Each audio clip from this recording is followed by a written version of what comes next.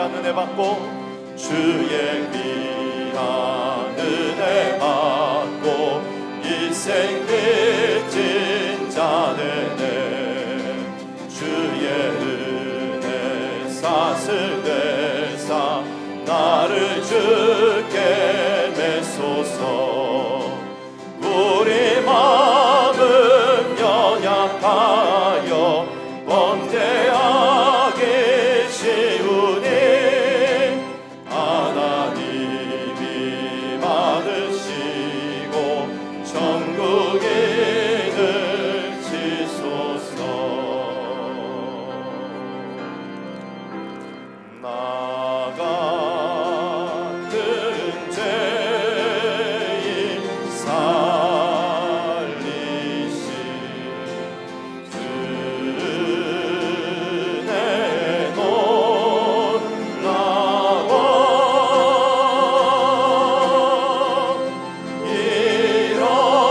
잃었던 생명 찾아보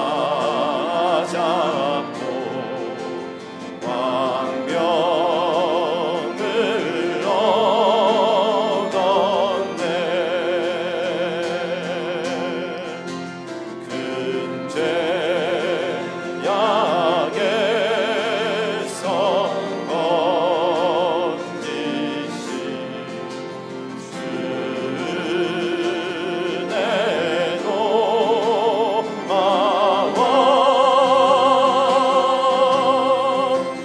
나 처음 믿은 그 시가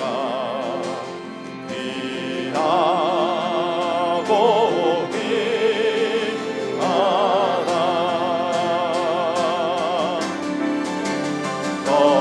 거기서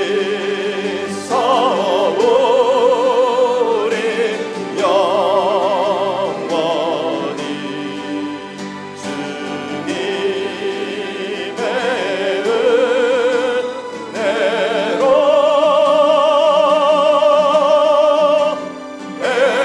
배처럼 맑게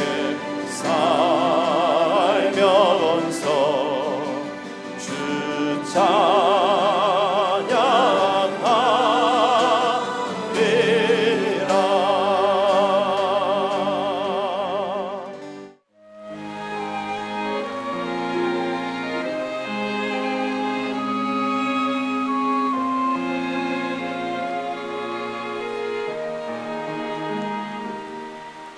아직 기회 없어도 아직 능력 없어도 그래도 나를 들어 쓰신다 하신 주 나 기도하면서 주의 계획을 기다립니다.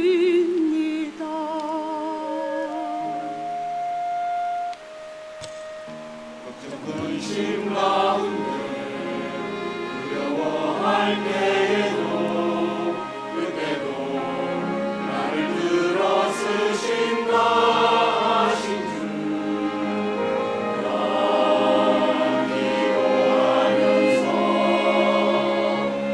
주의 대하심 기다립니다. 주여 이 세상 구원하소서.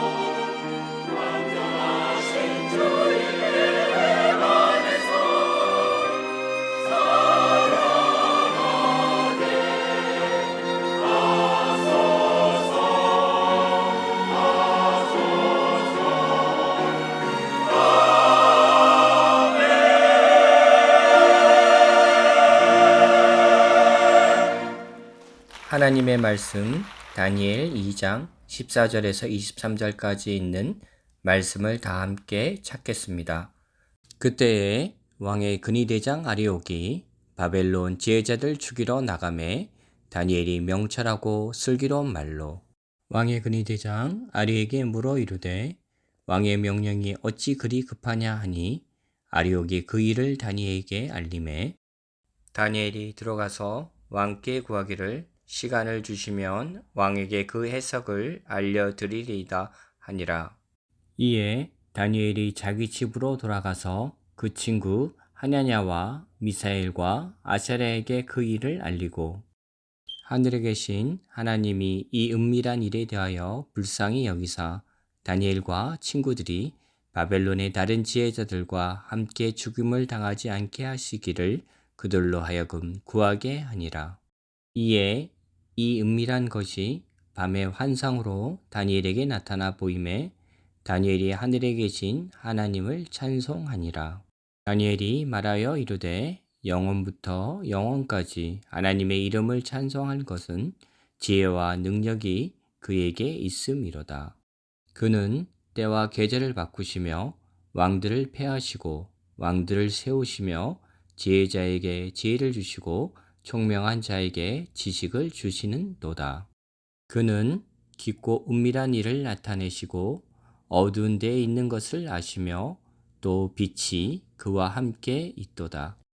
나의 조상들의 하나님이여 주께서 이제 내게 지혜와 능력을 주시고 우리가 주께 구한 것을 내게 알게 하셨사오니 내가 주께 감사하고 주를 찬양하나이다. 곧 주께서 왕의 그 일을 내게 보이셨나이다 하니라.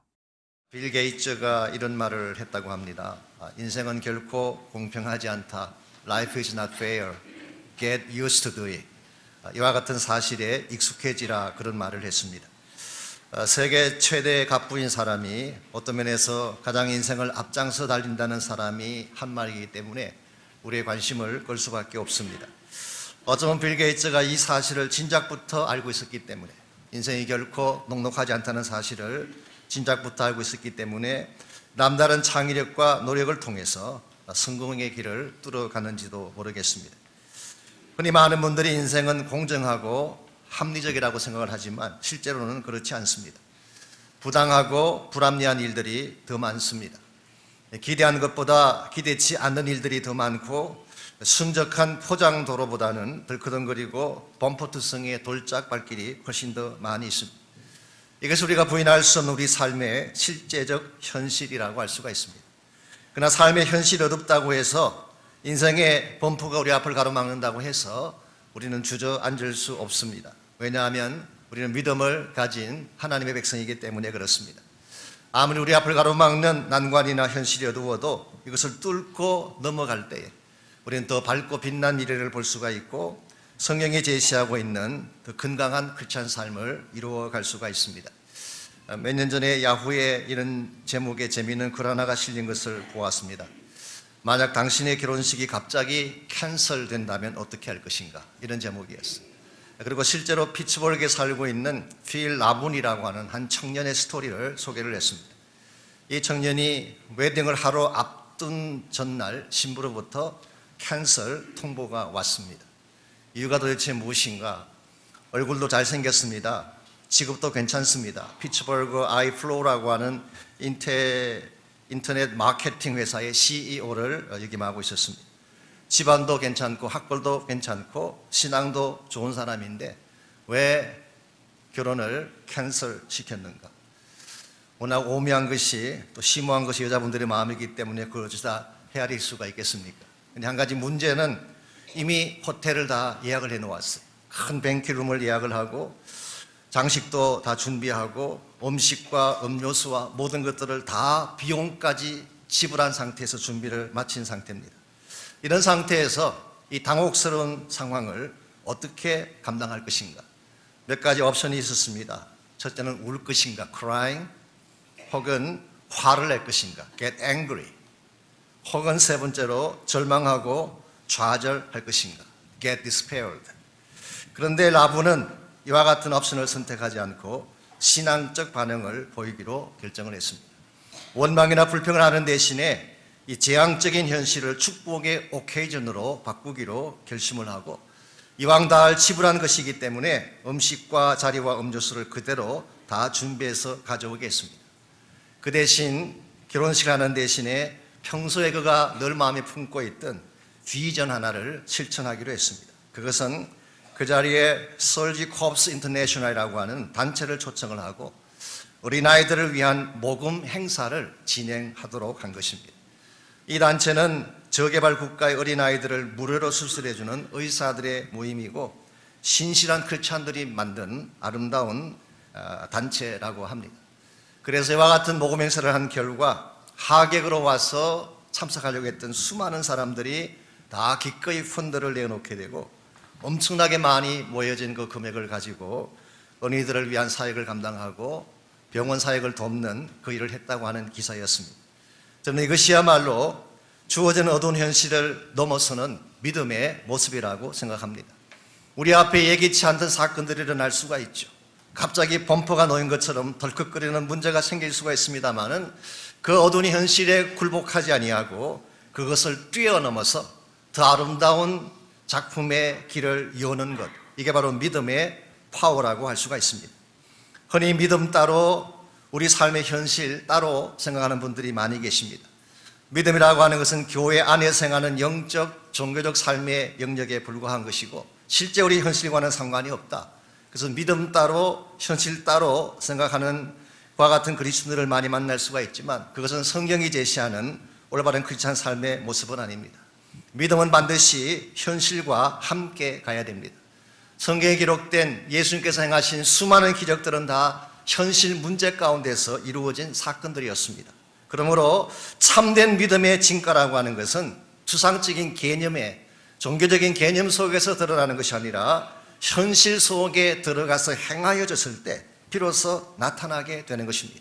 이런 의미에서 여러분과 제가 진실로 건강한 크리스찬 삶을 살기를 원한다면 하나님이 나에게 주신 이 믿음이라고 하는 너무나 소중한 자산을 가지고 나에게 주어진 현실 속에 뛰어들어가서 믿음을 통하여 현실을 바꾸기도 하고 믿음을 통하여 우리의 현장이 축복의 현장 되도록 만들어가는 것, 이것이 성경이 우리에게 제시하고 있는 건강한 크리스찬 삶의 모델이라고 생각합니다. 어떻게 하면 우리 앞에 갑작스럽게 몰려오는 어둡고 답답한 현실을 믿음이라고 하는 자산을 가지고 현실을 바꿔나가고 현실을 뒤집고 그래서 더 큰 축복의 길들을 열어가며 살아갈 수가 있을까요? 오늘 같이 봉독한 본문에 보시면 부조리하고 암담한 현실 앞에 서 있음에도 불구하고 참된 믿음을 가졌기 때문에 오히려 축복의 기회를 만들었던 다니엘의 스토리가 오늘 본문에 소개된 내용입니다. 우리가 읽지 않았지만 1절부터 13절까지를 먼저 보시면 오늘 본문이 벌어지게 된 이 사건의 배경이 잘 소개가 되어 있습니다. 먼저 1절 말씀, 느부갓네살이 다스린 지 2년이 되는 해에 느부갓네살이 꿈을 꾸고 그로 말미암아 마음이 번민하여 잠을 이루지 못한지라. 느부갓네살의 재위 2년이라고 했지만 실제로는 3년째 되는 해를 말합니다. 왜냐하면 바벨론식 계산법으로는 첫 해를 원년이라고 부르고 그 다음 1년, 2년 이렇게 카운트하기 때문에 실제로는 3년 되던 해를 말하는 것입니다. 그 해에 느부갓네살이 꿈을 꾸었는데 꿈이 생각이 나지 않았어요. 그런데 그 꿈의 내용이 엄청나게 충격적인 내용이었던 것 같습니다. 그래서 꿈을 꾸었는데 꿈은 생각나지 않고 꿈 자체는 충격적인 일이었기 때문에 번민한 나머지 밤에 잠을 이루지 못한 것입니다. 그래서 2절 말씀 보시면은 갈대아 지역에 있는 모든 유명한 지혜자들을 다 총동원시켰습니다. 박수들을 모으고 술객들을 모으고 점쟁이를 모으고 술사들을 모으고 이 사람들은 바벨론을 대표하고 있는 지혜자요 혹은 마술사요 점성가요 심지어는 성직자들이라고 부를 수 있습니다. 한마디로 용하다는 사람들 다 불러 모아놓고 자신의 꿈과 그 뜻을 해몽해달라고 요청을 한 것입니다. 그랬더니 4절 말씀, 갈대아 술사들이 아람말로 왕에게 말하되 왕이여 만수무강하옵소서, 왕께서 그 꿈을 종들에게 이루시면 우리가 해석하여 드리겠는지라. 이게 너무나 당연한 반응 아니겠습니까? 꿈의 내용을 말씀해 주셔야지 이게 좋은 것이니 나쁜 것인지 해몽도 가능한 것인데 그 내용 자체를 왕이 말해주지 아니하니 해석할 방법이 없습니다. 그럼에도 불구하고 5절을 보시면 느부갓네살이 다음과 같은 조치를 내립니다. 왕이 갈다인들에게 대답하여 이르되 내가 명령을 내렸나니 너희가 만일 꿈과 그 해석을 내게 알게 하지 아니하면 너희 몸을 쪼갤 것이며 너희의 집을 그름더미로 만들어 버릴 것이다. 본인도 기억하지 못하는 꿈을 알게 해달라고 할 뿐만 아니라 그 꿈을 해석하라고 했을 때에 그럼 왕이 저희들에게 꿈을 좀 말씀해 주십시오. 그러면 해석해 드리지요. 그랬더니 너희 몸을 쪼개 놓을 것이며 찢어 죽인다는 뜻입니다. 너희들의 집을 쑥대밭으로 만들어 놓겠다고 그렇게 발표를 했습니다. 여러분, 이것이 말이 되는 것일까요? 본인도 기억하지 못하는 꿈을 어떻게 다른 사람이 해석할 수가 있겠습니까? 이것을 해석하지 못한다고 몸을 찢어 놓고 그리고 집안을 쑥대밭 만든다고 하는 것이 make sense 하십니까?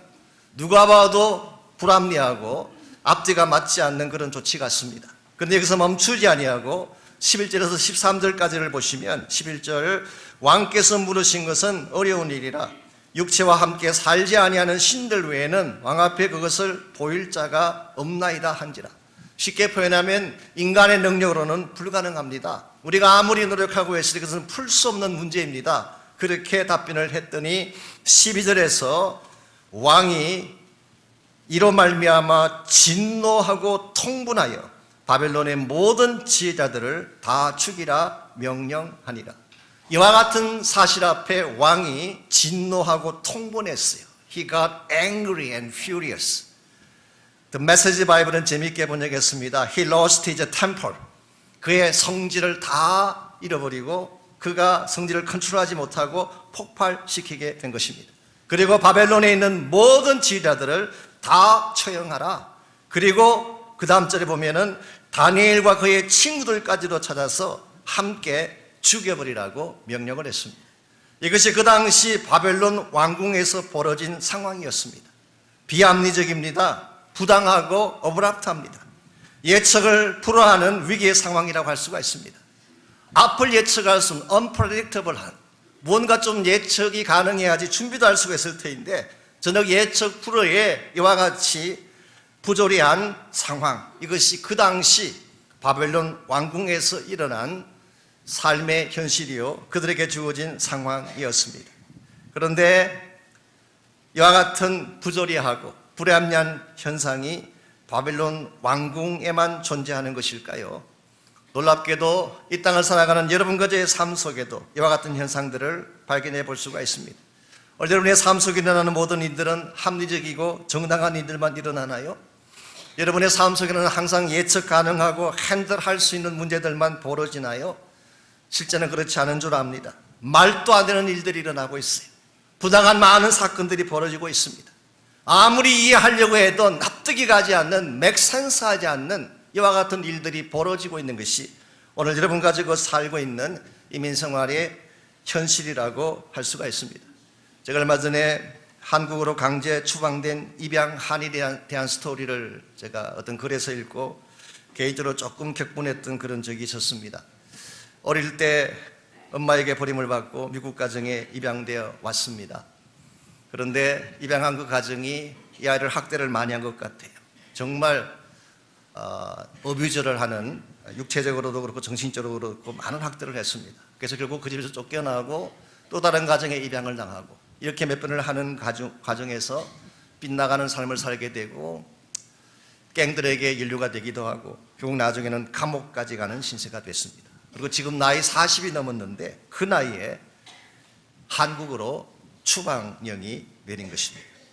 나중에 알고 봤더니 처음 입양시켰던 그 미국 사람들이 이 아이를 미국 시민으로 등록 신청을 안 한 것입니다. 그래서 어릴 때부터 미국에서 40년을 자랐음에도 불구하고 불체자 신분이 된 가운데서 성장했다가 결국은 한국으로 추방을 당했다는 기사였어요.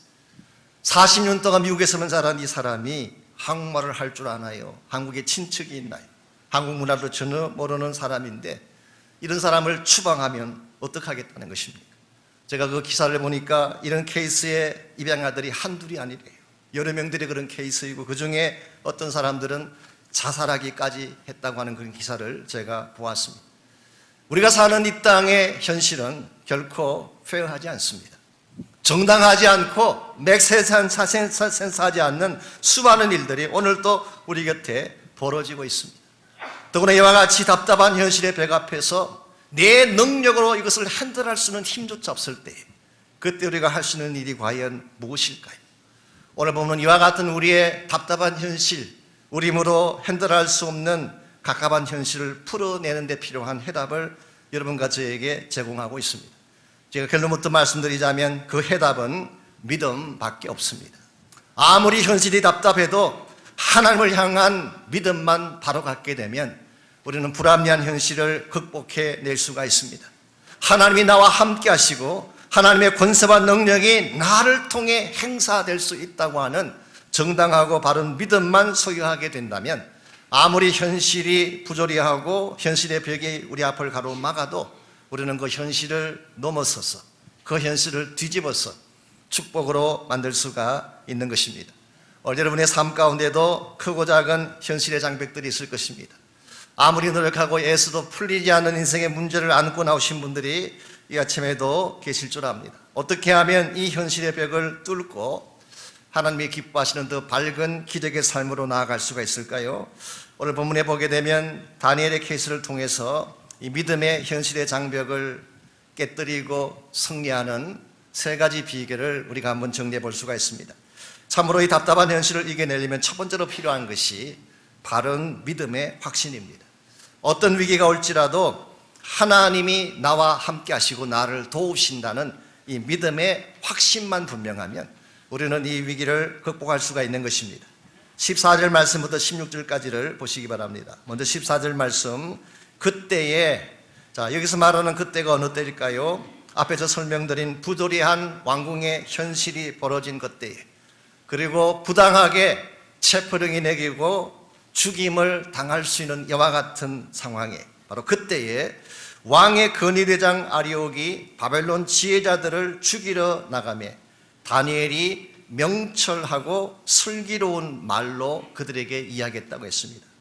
자, 다니엘이 급하게 모든 지혜자들을 잡아서 처형을 하고 거기에다가 다니엘과 세 친구로 죽이기 위해서 나가고 있는 이 근위대장을 만나서 어떤 반응을 보였다는 것입니까?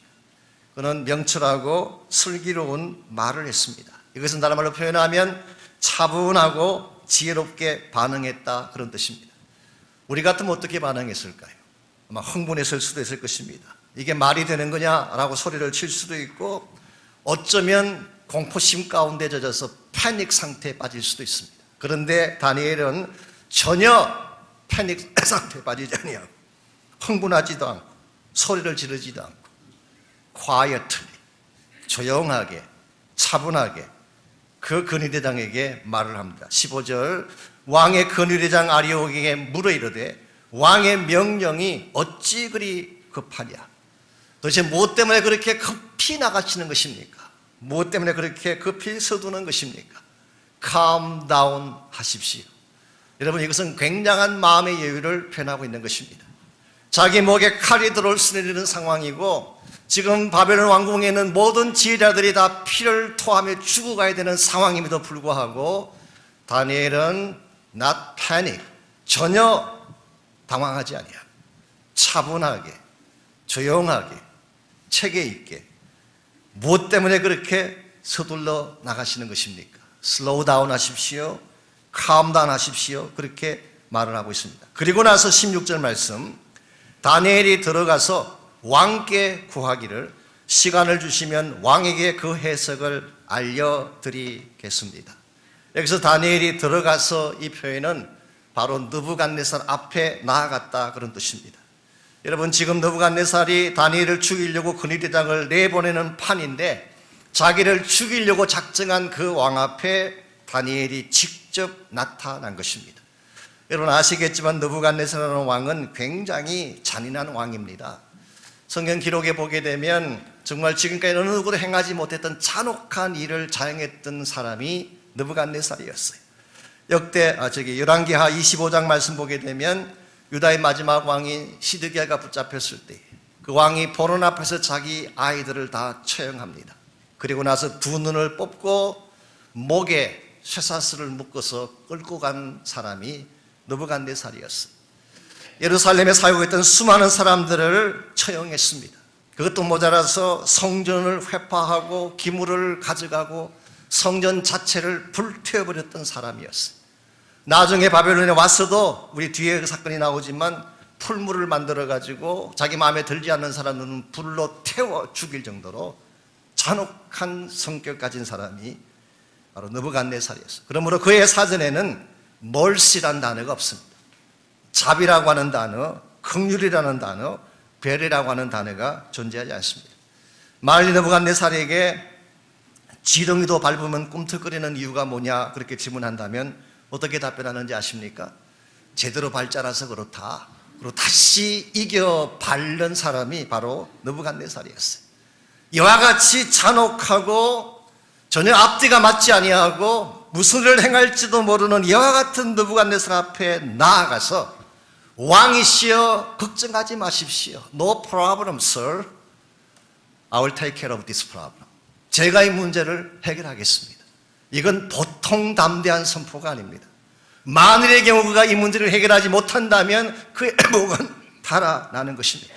그래도 불구하고 그 잔혹한 왕 앞에 본인이 먼저 자원에서 들어가서 문제 해결을 선포하고 있는 이 다니엘의 담대함, 여러분 생각에는 이 담대함이 어디에서 나왔다고 생각하십니까? 바로 이 담대함은 다니엘 자체에게 있었다기보다는 그와 함께 하시는 하나님 때문이었어요. 지금 내 앞에 주어진 상황 자체는 너무나 힘들고 어려운 상황이지만 내 힘으로는 한 개도 핸들할 수 없는 케이스가 못 되지만 만일 하나님이 나와 함께 하셔서 나에게 힘을 주신다면 I can handle it. 나는 할 수 있습니다. 감당할 수 있음을 확신합니다. 이 믿음이 다니엘에게 있었기 때문에 그는 부조리한 현실에도 불구하고 앞장서 나갈 수가 있었고 궁극적으로 이 현실을 뒤집는 것이 가능했던 것입니다. 여러분의 삶 가운데도 저의 삶 가운데도 부조리하고 답답한 현실이 있을 것입니다. 그때 우리에게 필요한 것은 하나님을 신뢰하는 믿음이에요. 하나님이 나와 함께 하시면 감당할 수 있다는 확실히 나에게 분명할 때에 어떤 환경이나 어려운 역경 속에 처할지라도 우리는 그걸 넘어설 수가 있습니다. 빌립보서 4장 13절에 보면은 사도 바울의 위대한 고백이 나옵니다. 내게 능력 주시는 자 안에서 내가 모든 것을 할 수 있느니라. 많은 분들은 I can do everything. 나는 모든 것을 할 수 있다. 여기에만 관심을 갖지만 그 본문을 끝까지 보셔야 됩니다. 그냥 할 수 있다는 뜻이 아니에요. I can do everything in Christ. 그리스도 안에서. 나에게 능력을 주시는 그리스도 안에 있기만 하다면 나는 무슨 일이든 감당할 수 있습니다. 이와 같은 확신이 로마 감옥 속에 있으면서도 기뻐할 수 있는 이유였고 궁극적으로 복음으로 승리할 수 있는 이유가 된 것을 볼 수가 있습니다. 구약 성경 아브라함의 케이스도 보게 되면 아브라함이 자기 독자 이삭을 모리아산에 바칩니다. 그때에 그가 어떤 믿음으로 바쳤는지가 창세기에 나와 있지 않지만 히브리서 11장 19절에 나와 있어요. 이렇게 표현합니다. 그가 하나님이 능히 이삭을 죽은 자 가운데서 다시 살리실 줄 믿었기 때문이라. 내가 지금 이 아들을 바치면 죽게 된다는 걸 알지만 아들이 죽게 되면 하나님의 약속도 끝이 나고 내 후계자도 끝장이 난다는 건 내가 알지만 그러나 믿음으로 하나님이 somehow 내가 드린 이 아들을 살려낼 수 있다. 이 확신을 가지고 이 아들을 모리아 제단에 바쳤고 이것이 위대한 믿음의 자취가 된 것입니다. 오늘 여러분과 저에게도 이와 같은 믿음이 필요해요. 오늘 성경이 말하는 믿음은 맹목적인 확신과는 다른 것입니다. 켈케굴이 말한 것처럼 어둠 속에 무조건 뛰어들어가는 것, 이 blind leap into the darkness, 어둠 속에 그냥 뛰어들어가는 것, 이 성경이 말하는 믿음이 아닙니다. 오늘날 유행하고 있는 그 케이스처럼 positive thinking, 내가 긍정적인 사고를 갖게 되면 모든 것을 해낼 수 있다. 이것을 성경은 믿음이라고 말하고 있지 않습니다. 성경이 말하고 있는 참된 믿음, 오늘 본문이 소개하고 있는 다니엘이 가졌던 믿음은 하나님이 누구인가에 대한 진리에 근거한 믿음이었어요. 그렇기 때문에 환경이 바뀌고 상황이 바뀌어져도 그는 두려워하지 아니하고 하나님을 바로하는 진리 가운데 거했기 때문에 그런 고난의 바다, 시련의 바다 속에도 담대하게 뛰어드는 것이 가능했던 것입니다. 우리 스킵 하이적이라고 하는 우리 아바쿠크에서 목회하시는 목사님이 계십니다. 이분이 한 번은 설교 중에 이런 자신의 체험담을 소개한 적이 있어요. 어릴 때 물을 참 무서워했대요. 물에 들어가는 것, 수영장에 들어가는 걸 굉장히 두려워했는데 한 번은 주변 사람들의 강요 때문에 할 수 없이 다이빙대로 올라갔대요. 여러분, 다이빙대라고 하는 것이 밑에서 보면 별거 아닌 것처럼 보이지만 막상 올라가 보세요. 무섭습니다. 뛰어내리는 게 쉽지가 않아요.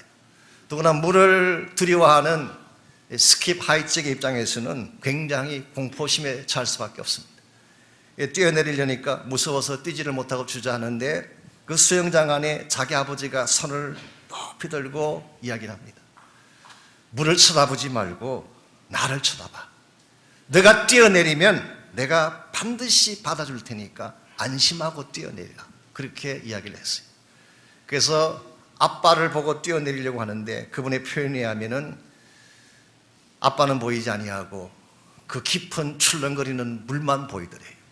그래서 결국은 뛰어내리지 못하고 되돌아서 내려오게 된 경험을, 좀 부끄러운 경험이긴 하지만 그분이 소개하신 적이 있습니다. 매일 우리 인생 가운데 이런 경험이 많지 않을까요?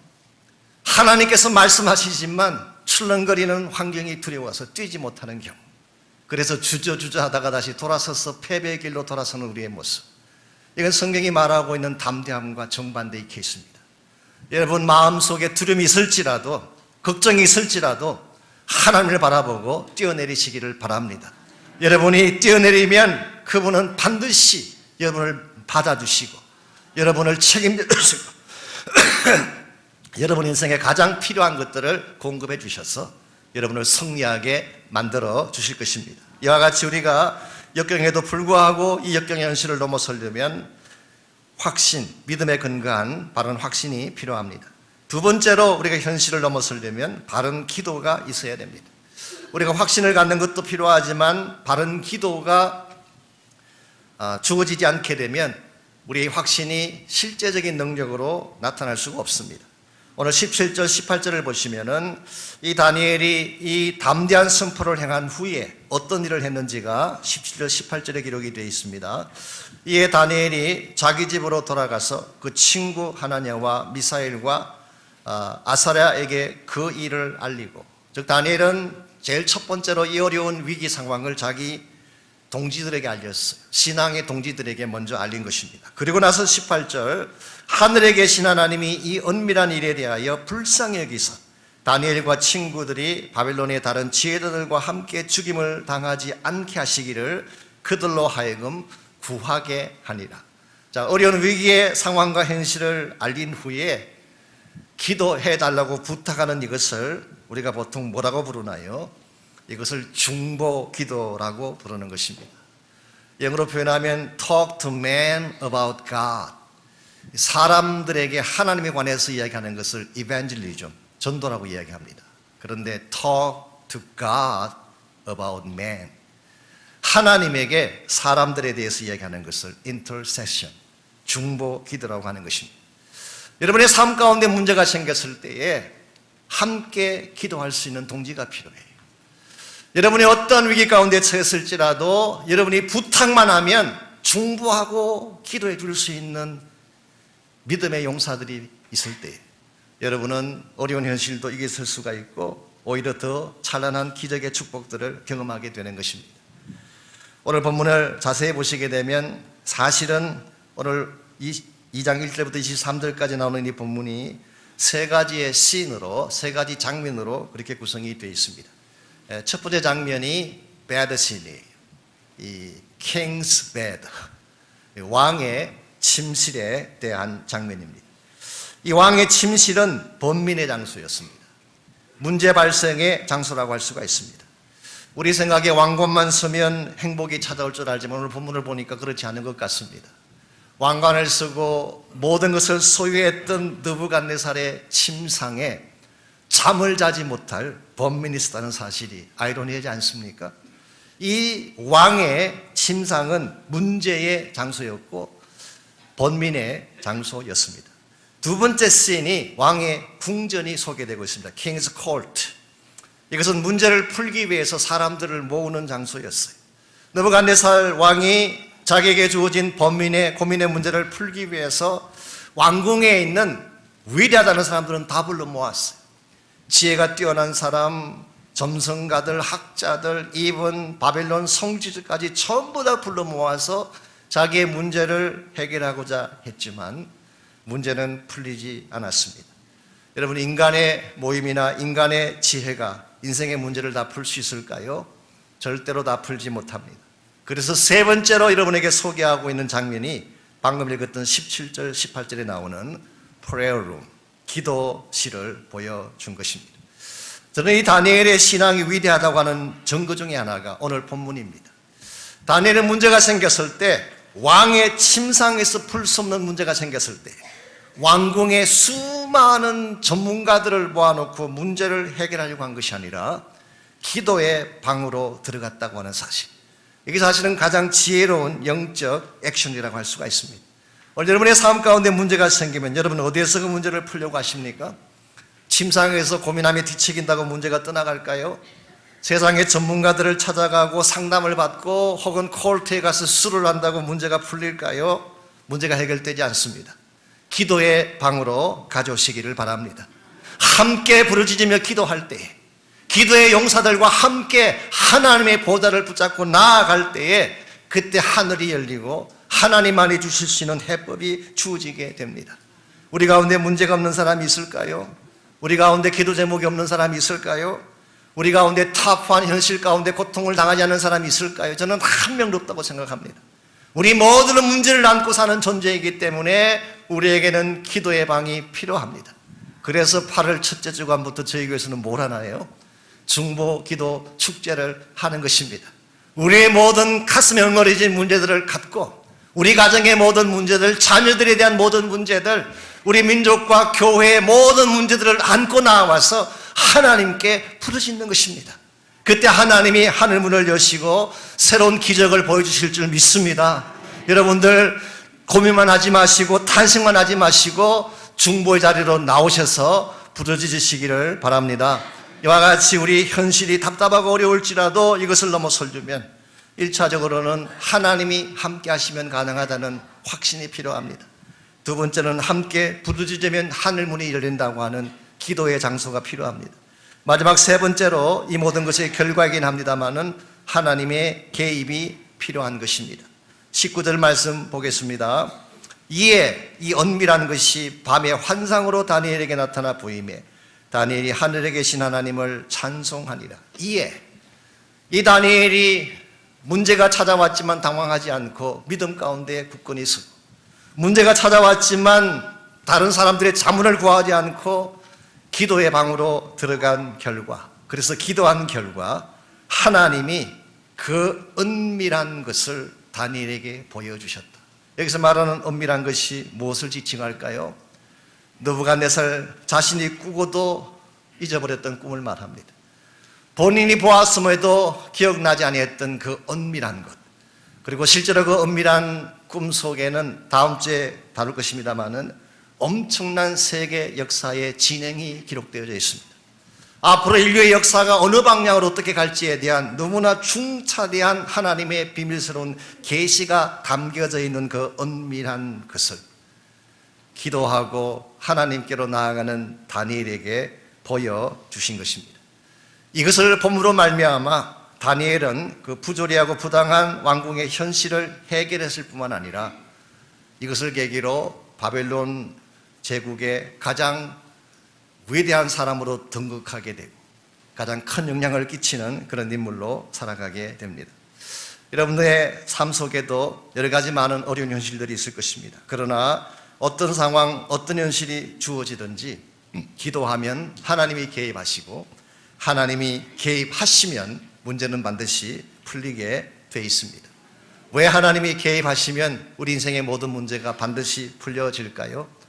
오늘 20절에서 23절까지를 보면은 그 이유를 다니엘의 찬양을 통해서 자세하게 소개를 하고 있습니다. 사실은 이 20절에서 23절까지 기록된 이 내용이 다니엘서 전체의 주제를 담고 있는 굉장히 중요한 본문이라고 할 수가 있습니다. 20절 말씀 먼저 보시면은 다니엘이 말하여 이르되 영원부터 영원까지 하나님 이름을 찬송할 것은 지혜와 능력이 그에게 있음이로다. 첫 번째로 하나님은 지혜와 능력을 가지신 하나님, 즉 모든 것을 아시고 모든 것을 가능케 하시는 하나님. 이것을 좀 어려운 용어로 뭐라고 부르나요? 전지전능하시다. Omniscience and Omnipotence. 전지하시고 모든 것을 다 아시고 모든 것을 다 가능케 하실 수 있다. 하나님은 이런 하나님이시죠. 뿐만 아니라 21절 말씀 보시게 되면 때와 계절을 바꾸시고 왕들을 폐하기도 하고 세우기도 하시는 하나님. 이것은 하나님이 절대적 주권자이심을 표현한 것입니다. 여러분, 인류 역사의 모든 것은 하나님의 손에 달려 있습니다. 계절이 바뀌는 것도, 시간이 흘러가는 것도, 왕이 세워지기도 하고 폐하여지기도 하는 것도, 국가의 흥망성쇠도 하나님 손에 달려져 있습니다. 하나님이 주권자이시기 때문에. 뿐만 아니라 22절 말씀 보게 되면 그는 모든 지식과 지혜의 근원이 되시고 모든 길을 아시고 모든 어두움에 빛을 비추시는 하나님이시기 때문에 어떠한 어두움의 상황이라도 하나님과 함께 가면 앞이 보이게 돼 있어요. 열리게 돼 있어요. 하나님은 빛이시기 때문에 어둠은 떠나갈 수밖에 없습니다. 그리고 한 가지 더 23절, 이와 같이 모든 능력과 지혜와 지식과 빛과 주권의 근본 되시는 그 하나님이 오늘 여러분과 저에게 주실 능력에 대한 약속이 23절에 기록되어 있습니다. 나의 조상들의 하나님이여, 주께서 이제 내게, 여기 내게라는 것은 다니엘을 말합니다. 내게 지혜와 능력을 주시고 우리가 주께 구하는 것을 내게 알게 하셨사오니 내가 주께 감사하고 주를 찬양하나이다. 하나님은 전능하시고 하나님은 전지하신데 이 놀라운 하나님의 소유하신 그 능력과 권세를 우리에게도 주실 수 있음을 밝히고 있습니다. 이것만큼 놀라운 약속이 어디 있겠어요? 여러분에게 지혜가 필요하십니까? 어떻게 하면 될까요? 하나님께 구하면 하나님이 주세요. 이건 저의 말이 아니라 야고보서 1장 5절에 나오는 말입니다. 너희 중에 누구든지 지혜가 부족하거든 모든 사람에게 후히 주시고 꾸짖지 하시는 하나님께 구하라. 그러면 주시리라. 갈 바를 알지 못할 때, 디시전 메이킹을 내리지 못할 때, 어떻게 선택하며 어디로 가야 될지 알지 못할 때 하나님께 기도하시면 하나님이 지혜를 주십니다. 능력 어떻게 받을 수 있을까요? 기도하면 하나님이 능력을 부어주십니다. 이미 우리 안에 오신 성령을 통하여 기름 부어주시고 정말 모든 권세를 행사할 수 있는 파워를 허락해 주셔서 귀신이 떠나가게 하시고 질병이 치유되게 하시고 하나님 사이적 기력들을 맛보게 하시는 것입니다. 그러므로 정말 우리 인생의 문제는 환경이 아닙니다. 우리 삶에 주어진 여건이나 현실이 아니에요. 현실은 언제나 어두운 것입니다. 언제나 가변적인 것입니다. 여러분, 현실이 변하기를 기대하지 마십시오. 이 세상이 착한 세상이 되기를 기대하지 마십시오. 이 세상은 과거에도 그랬고 지금도 그렇고 앞으로도 마찬가지일 것입니다. 여전히 혼란하고 여전히 어브락트하고 우리의 기대와 상관없는 수많은 부조리한 일들은 이 땅 가운데서 일어나게 될 것입니다. 그러므로 우리는 세상과 환경에 우리의 포커스가 있는 것이 아니라 이 모든 것을 다스리시고 주관하실 하나님에게 포커스해야 됩니다. 여러분이 하나님과 같이 가기만 한다면, 그분이 여러분 인생의 주권자가 되기만 한다면, 그리고 그 하나님이 여러분의 삶 속에 친히 개입하셔서 능력과 권세를 베풀어 주기만 하신다면 여러분이 감당하지 못할 어려운 현실은 존재하지 않습니다. 이길 수 있고 극복할 수 있고 현실을 뒤집어 축복이 되게 할 수 있습니다. 제가 작년과 재작년에 목자실에 그 제임스 얼윈이라고 하는 우리 우주 비행사 한 분에 대한 글을 목자실에 소개해 드린 적이 있습니다. 혹시 기억하실지 모르겠지만요, 이분은 아폴로 15호를 타고 달나라를 다녀온 우주 비행사입니다. 이 제임스 얼윈이 1972년도에 한국을 방문하고 그때 다음과 같은 간증을 한 기록이 남아 있습니다. 이 제임스 얼윈의 일행이 임무를 마치고 지구로 귀환을 할 때에 이제 대기권을 통과하고 이제 밑으로 내려올 때에 그 우주선이 안전하게 착륙을 하려면은 낙하산이 펴져야 돼요. 세 개의 낙하산이 펴져야지 속도가 유지가 돼서 안전하게 내려올 수가 있는데 2개밖에 펴지지 않은 것입니다. 3개가 펴져야지 그 속도가 적당한데 2개밖에 펴지지 않았다는 말은 급하게 강하는 것입니다. 그러면 땅이나 아니면은 바다에 떨어지더라도 그 안에 탄 모든 사람들은 죽게 되는 것입니다. 그때에 나사 본부에 연락을 하고 비상조치를 다 취해봤지만 아무런 소용이 없었어요. 그 순간 얼윈 대령은 하나님 앞에 무릎을 꿇고 기도를 했습니다. 하나님, 우리가 우주를 다녀왔지만 우리는 인간일 뿐입니다. 당신의 손길만이 우리를 건지실 수 있습니다.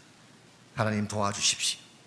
그리고 기도를 했는데 기도가 끝나자 갑자기 지상에서 공중으로 회오리 바람이 불기 시작했어요. 땅에서 위로 회오리 바람이 부니까 낙하산 한 개를 단 것과 똑같은 효과가 나타난 것입니다.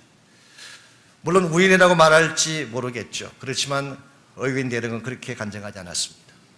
그날 우연처럼 보였던 회오리 바람이 결국 낙하산의 역할을 감당하게 했고 그들은 다 안전하게 육지로 귀환할 수가 있었고 그의 마지막 간증의 결론은 다음과 같습니다.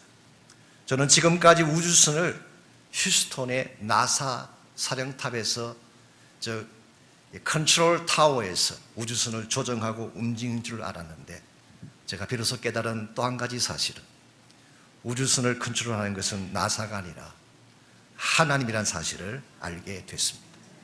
오늘 여러분의 인생도 마찬가지입니다. 여러분 인생의 컨트롤 타워는 나사가 아닙니다. 과학기술이 아닙니다. 이 세상의 위대한 조직이나 어떤 권력 체제가 아닙니다. 하나님이 여러분 인생의 컨트롤 타워가 되십니다. 그분이 조정하시고 그분이 만지시고 그분이 회복하시고 그분께서 다스려 주셔서 여러분이 어떤 위기를 당할지라도 여러분을 건져내시고 여러분들로 하여금 가장 빛나고 아름다운 승리자로 살게 하십니다. 그러므로 이 시간에 여러분 모두가 혹시 힘든 현실 가운데 차분히 계실지라도 그 어려운 현실 때문에 당황해하지 마시고 우리의 현실마저도 뒤집어질 수 있는 하나님의 능력을 붙잡고 기도하시기를 바랍니다. 이 어두운 현실이 변하여 축복이 되게 해주십시오. 내가 해결할 수 있는 인생의 문제들을 하나님께서 다스려 주셔서 이 문제가 해결되게 하시고 한 걸음 더 나아가서 더 큰 하나님의 영광과 복음의 기회가 되게 해 주십시오. 이와 같은 고백으로 여러분 하나님께 나가셔서 기도하시기를 바랍니다.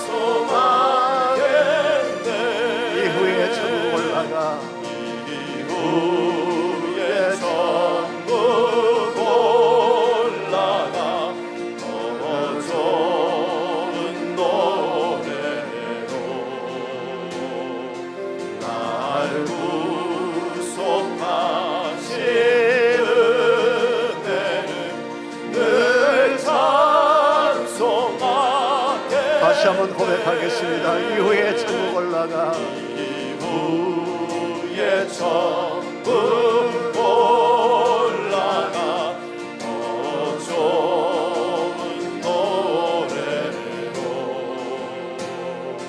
날 구속하신 은혜를 늘 찬송하겠네.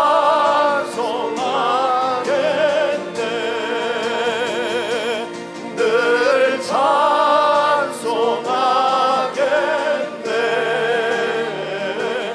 늘 찬송하겠네.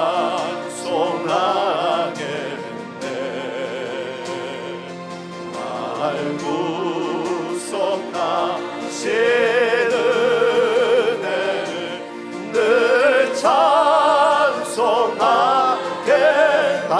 고백합니다. 널 찬송. 늘 찬송하겠네.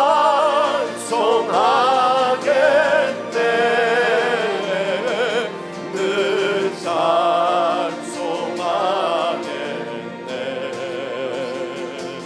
날 구속하신 은혜를 늘 찬송하겠네.